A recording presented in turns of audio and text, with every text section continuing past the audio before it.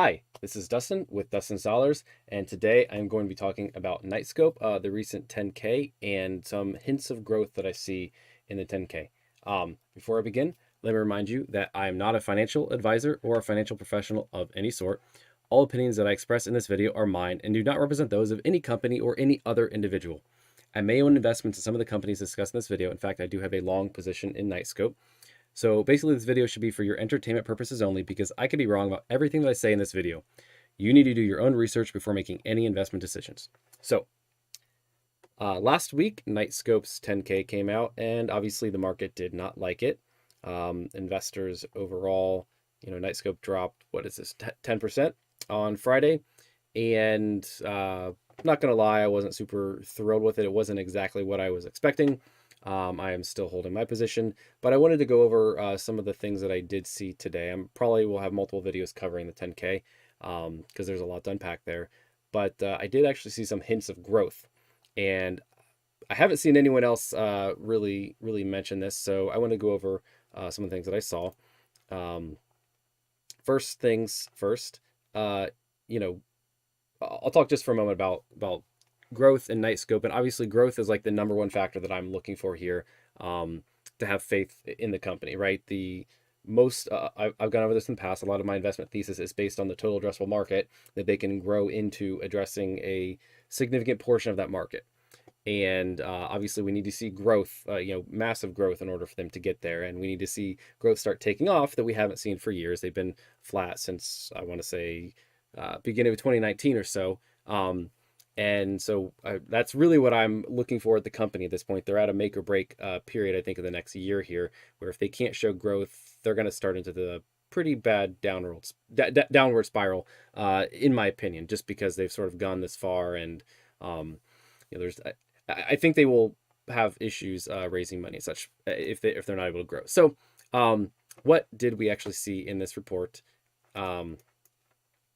Looking at revenue, right, the top line first, it did not grow. Well, I mean, it grew quarter over quarter, right? So it grew, it's about 7%. I made a graph here, pull out the numbers. You can see this goes from 784,000 in the prior quarter, Q3 of 2021, to 846,000. Like I say, I think that's about 7% growth, which 7% growth quarter over quarter, if they sustain that, is at least a start. I'd like it to be higher, given where they're at.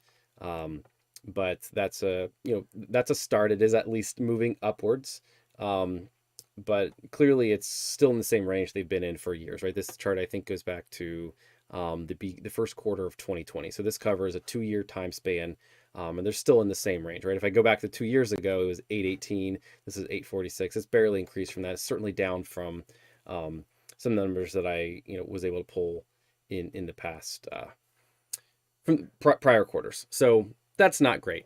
Now, any updates or interesting findings from their recent town hall? So I am probably going to cover that in another video. I haven't gotten to go through all. I was able to be there live for part of it, but I had to leave, and I've been busy. I have not gotten to rewatch it. So sorry, Jay. Hi, Jay. By the way, thanks for joining the live stream. I love having people here live. I will probably have a little bit more, have another video in the future to sort of cover that. So going back to some of the material, feel free to, I'm monitoring the chat. I will be, responding to everything you say. So feel free to, put your thoughts there, ask questions, anything there. But what I did see, so going back to the 10K, revenue wasn't it, but what you do see are their actual robots, right? So if you look there, you dig down and into their supplemental information that they provide. They have their ASRs, their autonomous security robots, either on lease or available for lease, right? And so they actually split these out in terms of, they have all these robots, they build them, and they have the finished robots that they either use for research and development, they use for sales and marketing as like demos, or they have the ones that are the models that are on lease or available for lease, right? And so this actually ticked up, and this is a thing that I pulled out of the 10K as really, I think, a positive sign, because I think this is a leading indicator of revenue. You see, I think there'll be two things that are kind of leading indicators of revenue, and I'll go over both of them today. One of them is this number of robots that are on lease or available for lease. Then the other, because the company's in this position, is the sales backlog, which I'll talk about in just a moment. But this was actually a pretty big tick up. If you look at this graph, they've been pretty flat for basically a year and a half, right? This first data point here at the end of 2019 was 5.06 million or so, and then in mid 2021 it was 5.23 million there, and so that had barely changed. Then it ticked up, right? 5.5 million by the end of Q3 2021, and 6.5 million, almost, plus $1 million worth of robots actually completed, and now they are either on lease or available for lease. They don't actually split those out because you don't know for sure. I do have a sort of a way to approximate this, and I'll go over that in just a second. It's not great, but that I think was a very major tick upwards. And just for dramatic effect, I chopped off sort of the bottom half of this graph where they've been above this point for a while. If I actually make the X or the y-axis start at 4.5 million here, you can see what a dramatic jump this really is. And again, that's just for dramatic effect, so you can sort of visualize it. But this was actually a big tick upwards in this particular quarter, and you can see that we're drastically higher than where it has been in the past. And so that means they have more robots out there that are either at customer sites or are ready to be shipped and deployed. And I think that's I sort of interpret this, the fact that we see this big tick upwards, but we don't see a big tick upwards in revenue, right? We saw a small tick upwards in revenue as kind of two things. Either number one, some of these robots got deployed late in the quarter, which I actually think is probably not that likely, given this was Q4 and there's the holidays and such. But maybe, you never know. But the other thing that I actually see here is that they probably deployed a lot in early January, and I think COVID may have had some issues also here. I know COVID around end December was a big deal there, but I think they had a lot they had to go through, and I think that that's a good leading indicator of what we could see revenue going in Q1. And actually, this has been my one of my big questions.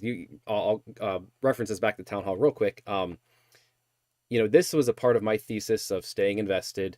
Is this article, I've gone over this before. This was at the end of January, where William Santana Lee, the CEO, was quoted as saying that Knightscope had about 90. Actually, he didn't say about. He said beyond. They want to talk about having cash to go beyond the 90 that are deployed around the U.S. today, right? And 90 is way more than the numbers that they've reported in the past.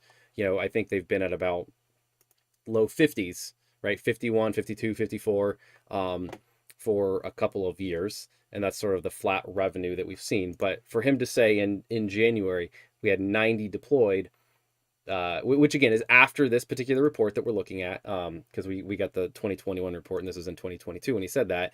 But that's part of my thesis for actually holding and not selling anything so far.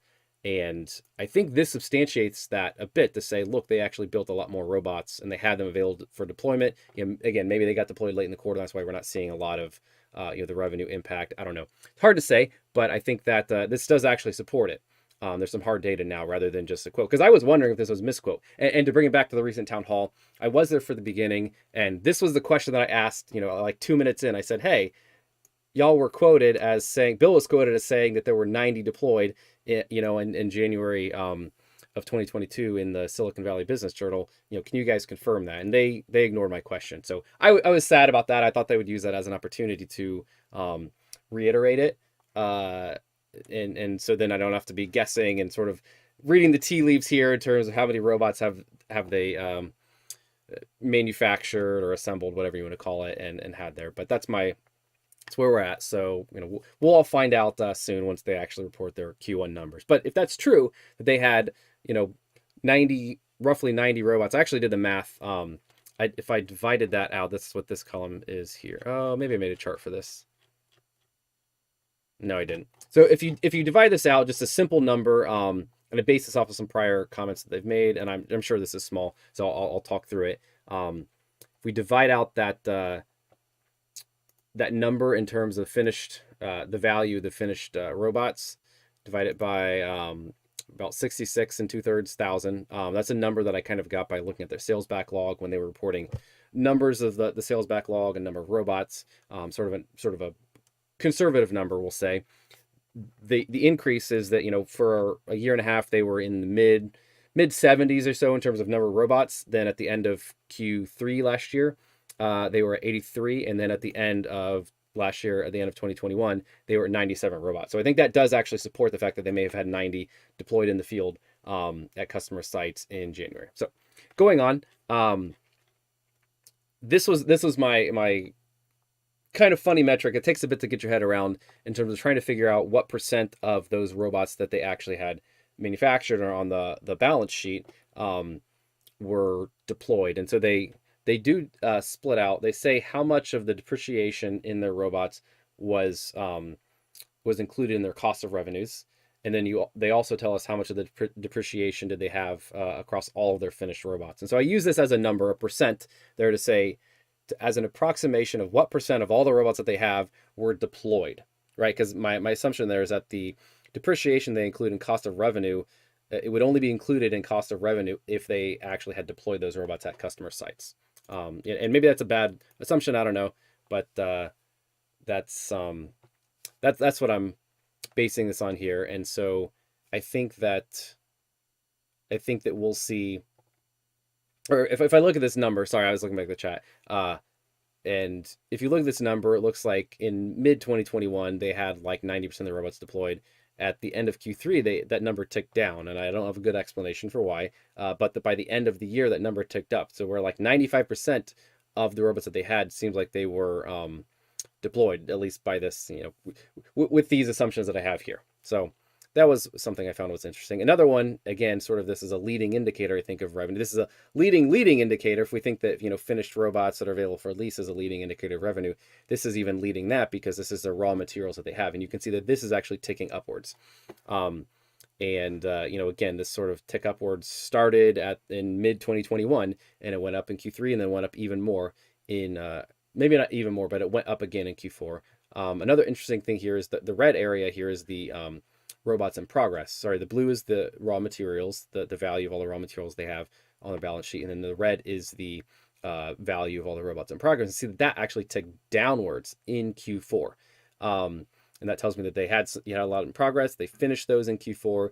Now they're actually included in the number of finished. So you can see that this ASRs in progress is a leading indicator of how many robots they had finished. So that's I thought was sort of tracked. It was good, and so maybe we can have some predictive power in the future for seeing positive results as we see the raw materials tick up. And I actually think that's probably a lot of they've haven't been shy about saying that they've been hit by supply chain issues due to the pandemic, and I would guess that this is what we're seeing here. They're actually probably stockpiling more parts to account for the supply chain disruptions that they might be experiencing. So the other interesting thing, and the other thing here is that they're probably burning through their backlog, right? That they are gearing up, they're buying all the materials because they have a sales backlog, which leads me into their sales backlog. And they have reported this number, both as of the date that they are reporting for and the date of the report. And specifically, you can see here that and we don't have these numbers for every point that they've reported. So they've been spotty on reporting this, and hopefully they'll be more regular in reporting this in the future, on a quarterly basis. But we can see at the end of Q3, they had a backlog of about 1.3 million. By the end of the quarter, they had a backlog of 1.1 million. So they actually reduced their backlog a bit, meaning that they were able to hopefully that means that they were able to deploy some, right? That's the one good way to burn through the backlog. Another one would be if somebody canceled, right? And obviously that's bad, but hopefully that was them actually getting some deployments out the door. But the interesting thing is now that we see they've reported this number as of the date of the reports, and they reported this as of the date of their Q3 10Q and their 10K for last year. And you can see this is back up at the 1.6 and even $1.7 million mark as of right now. So I think that's actually, a good sign for the future. If they had a lot that they did get deployed, they've been burning through that backlog that they had. And you can see that evidence here where this had gone down. And, you can see that they actually finished a lot of, they had more robots, they're deploying more robots. So it all the numbers line up.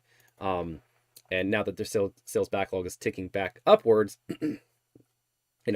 I am taking that as evidence that they had a lot of parts, they were able to build the robots, they've deployed a good chunk of them, they've burned through some of that backlog, and now they're actually making more sales, which is, again, tracks with some of my prior I'm not going to call them predictions, but just some of the things that I was part of my investing thesis, that they were hiring salespeople and they're becoming more mature in that way. They spent a lot on advertising, they gained a lot of exposure, and that those sales cycles are finally closing. And now if they're able to get they have the parts and they're able to assemble, manufacture the robots and get those deployed like that. This again, that's why I title the video. There are some inklings of growth, some hints of growth, and I think that this could be really positive for the company. I'm now very much looking forward to seeing the Q1 report that should come out. I think by mid-May is when we should expect that. So yeah, that is what I wanted to cover. Oh, there was one other thing I wanted to cover, just because talking about the past. There was no new surprises on liquidity and capital resources, right? This is the section here. And they already basically reported this number in terms of their cash balance as of March 16th was 22.3 million. That's basically not changed from the prior reported number. That was also in, mid-March. The one thing that I did actually get, and they actually forecast negative cash flows about 1.5 million per month, which I think, puts their solvency based on that somewhere around, they're going to use that up around the end of May 2023. Hopefully I did the math right on that. And now, interesting thing is, if you now go down and look at their, let's see, cash flows from operating activities, and you can go down here and actually look at these, and you can see, if I just add up these two figures, which I think is a fairly legitimate analysis, to double check on their number of 1.5 million per month. We have this 20.1 million here, plus this 2.3 million down there, 22.4 million, actual negative cash flows, forget about the positives that they got from financing throughout the year. So, if we look at this and we say last year they spent about 1.86 million dollars per month. So that 1.5 is maybe seems optimistic based on this, but there are some factors that are different, right? I would expect some of their advertising expenses to go down because they are, at least at present, not trying to raise funds. And if they try to raise funds, it's probably not going to be, through a Reg A offering where they are advertising to retail investors. I don't know, but that was actually material cost for them last year, because I think they had two. Did they have two raises? One at the sort of ending at the beginning of the year, and one at the end of the year. I don't recall all the details off the top of my head, but I think that's maybe one way that we could explain that, and partially, and they may just be watching their cash burn a little more closely now, because they know that it's they don't have that IPO coming as a as a card up their sleeve, let's say. So that is what I wanted to cover today. Hopefully that gives you some insight into a bit of what we see for hints of growth for the company. Hi Pedro.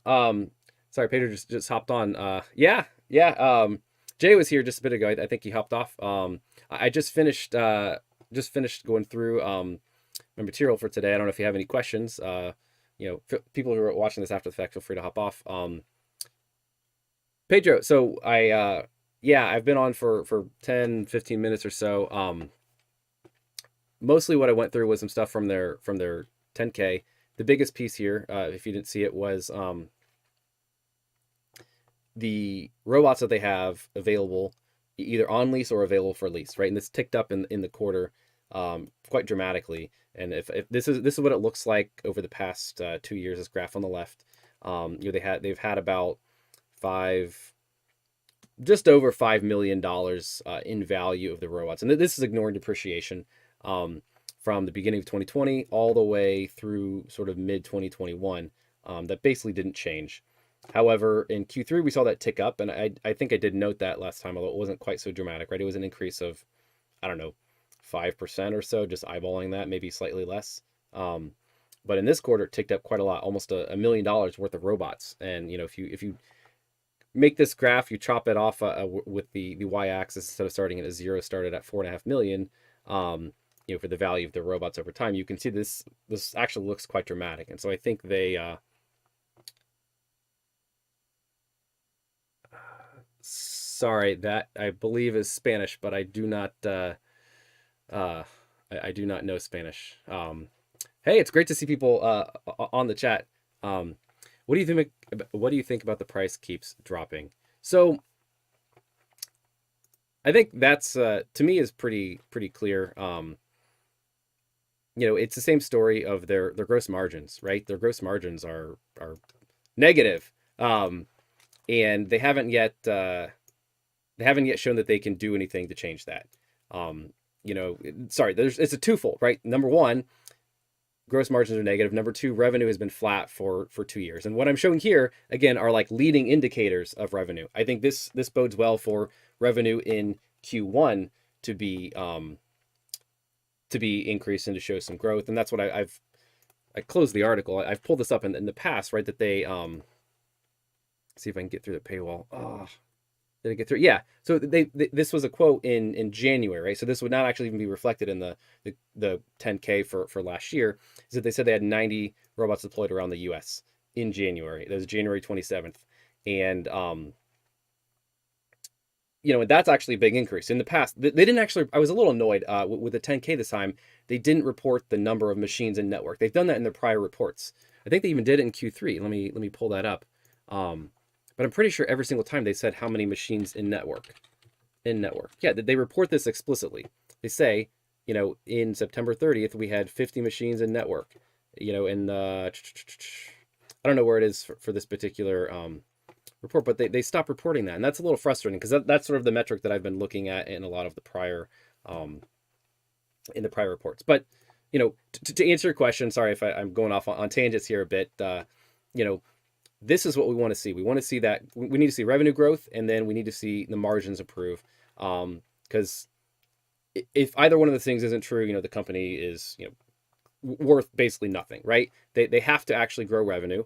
And I think my thesis, and I have a prior video talking about their gross margins, but I mean, basically boils down to they got fixed costs and they got variable costs. And when they grow, those fixed costs are going to stay fixed, and those variable costs are going to become a smaller and smaller portion, of their revenue. And so they're going to be, profitable at the gross, they're kind of a gross profit. And then after they start to show, gross profit, they keep growing. Then eventually they become, profitable, at the bottom line, right? Net positive net income. I'm Random Liloco says, I hope they can start doing more and some things different to help the stock price move up. I mean, I don't think the stock price is going to move up until they show revenue growth and they show that margins can improve, right? That's my thesis. I'm happy to hear other takes on this, but and again, this is I'm looking at their current report, and this is giving me a little bit of hope that the Q1 report is going to show some revenue increases, right? And then I had my prior graph that shows the change in their let me see if I can find it. Change in their machines and network, right? What that graph actually looks like. It's basically flat, flat, flat, flat, flat. And then if they've actually deployed a whole bunch this quarter and looking in January, it goes up. Pull it in over here. Give me just a moment. Yeah, so it looks like this. Let me see if I can make this graph a little bit bigger. So these are the reported machines and network over time. And again, they stopped reporting this, so this graph actually ends in the middle of 2021, end of June, right? So it's basically flat for years since excuse me, beginning of 2019, right? And they stopped reporting, so we don't know their actual numbers in Q3 and Q4. But if you include in that one comment from Bill that, oh yeah, and in January we were at 90. This is what the graph looks like. That very last bit is that, oh yeah, by the way, we have 90 in January. So I'm again very, very much looking forward to the Q1 report, where hopefully we see a revenue graph that starts to look like this, right? That quarterly revenue ticks up like that. I think that would be a huge catalyst for the stock price. That's my personal opinion. Not financial advice. Sorry, don't take financial advice from me. I hope y'all read the disclaimer in the description and saw the very beginning of this video. I'm not a financial professional or financial advisor, but that's my opinion. All right, Pedro says, do you think, or is there a increase of sales from the start of display/demo tours? Is the tour demos making a difference? That's hard to say. I think we're going to see. I don't know. I really don't know. I have to imagine that it does, right? They've come out and said that it did, and my evidence for that really is I think they've already come out and said that they made at least one sale based off of that roadshow already. One doesn't really tell you. So I'll get to that in just a second. But for me, the evidence was that they keep adding on stops. They're continuing on the tour, right? I think if they weren't making sales, they weren't actually generating high quality leads. I don't think they'd still be doing it because it is costing them money, right? And we'll see what happens in 6 months. This is another thing that I'm watching, right? We have a couple more months before insiders can possibly sell, but as of right now, Bill and the executives have a lot of their money tied up in Knightscope shares, right? And they're looking at the cash burn the same way that I mean, way more than we are, right? And they see we have a year's worth of cash left, and if they don't grow and they don't start showing, showing, positive signs, they're going to run out of cash, and they don't want that to happen, obviously, and so they are, I have to imagine they're making fairly good decisions with their money in terms of like, is this an effective marketing channel for us? And that Robot Roadshow can't be particularly cheap. Yeah. So, and you're saying yes, 90, and again 90. So reiterating, this is what they said in January, right, which would be a huge tick upwards. But you're saying also they were FedRAMP compliance. They are not yet. They're working on it, right? And that's actually reiterated. I wasn't gonna go into this in the video. Probably gonna have a couple more videos going over the 10K. But they reiterate that they are hoping to be FedRAMP compliant by the targeted for approximately the end of 2022, right? And I actually think that's you look at the Robot Roadshow. They went to Washington D.C. in Thanksgiving time or December, sometime in late last year. They're going back there again. If you look at the website, right, they see if I can pull it up. They have another stop. They're going to be there again in April, I think April or May. Yeah, they're going back Washington D.C. for Police Week. Great, that's Police Week, right? There's probably a lot of police there. Before they were talking about the federal government. They said that explicitly. But and I've had a video on this, right? They already have some contracts with the federal government. I have to imagine that that's a big deal for them out there, and there's a lot going on, I think, with the federal government, but that's yeah, I think that so I don't think that the FedRAMP compliant yet, but I think they're targeting to get that right. They've been working on this process for a while. They call it out that they're spending a lot for I think they classify it under R&D, FedRAMP. Yeah, this is right here under R&D. They're saying, hey, our expenses were up because we're spending more to become FedRAMP certified. So, yeah. All right, I probably need to hop off. I was on here longer than I intended to be, but this is great chat. Great to have some people on here. Thank you, Pedro. Looks like the other folks who were here left, if my app is working correctly. But thank you for hopping on. I appreciate the back and forth. Yeah, so that's all I want to cover today.